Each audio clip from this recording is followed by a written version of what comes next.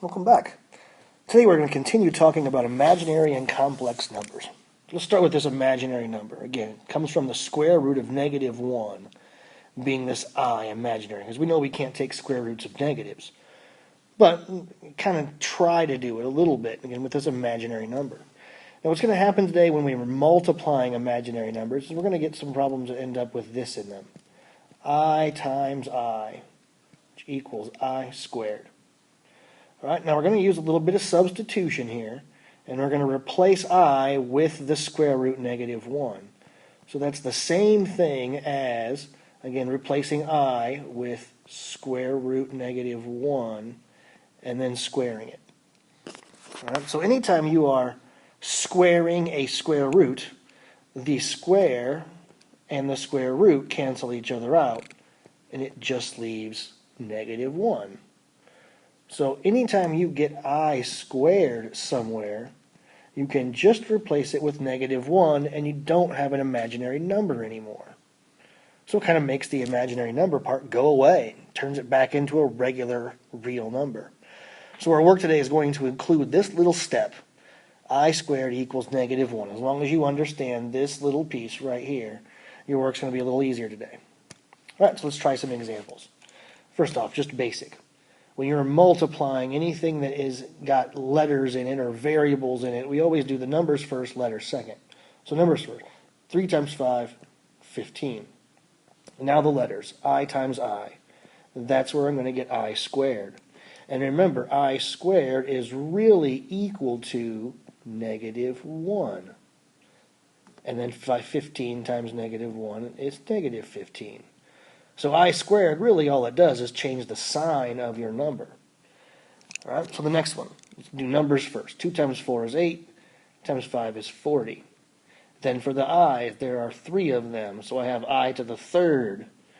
All right, well, I to the third, we didn't just learn anything about that, but we did learn something about I squared. So I'm going to rewrite this as 40 times I squared times I. So I broke that up because, again, I know a special answer for this part. So that's going to give me 40, and then my special answer for I squared is -1, and then still times I. So 40 times -1 is -40.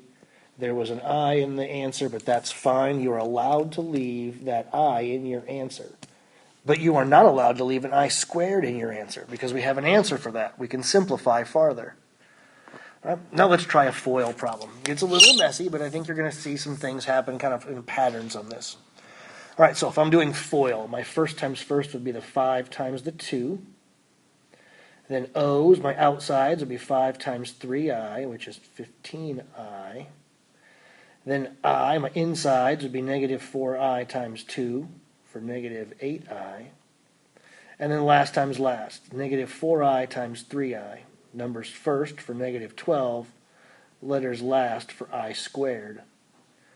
All right, so let's piece it together. So 2 things for us to do. So first off, not only do these middle terms match and need combined, 15i minus 8i makes 7i, but in the back term, that I squared really is a -1. So this really becomes -12 times -1. What just happened there? Bumped it with my finger, sorry. -12 times -1 is what that becomes. But we're not done. We got some work to do. So 10 plus 7i, and then -12 times -1 is +12. And then I can still combine these like terms. So in the end, I end up with 22 plus 7i.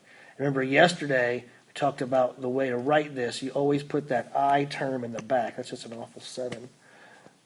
We always put the I term after the constant term. And that is a final answer. So your work will look like this today. Let me know if you need any help, and I'll be on the Zoom if you need it. All right, good luck.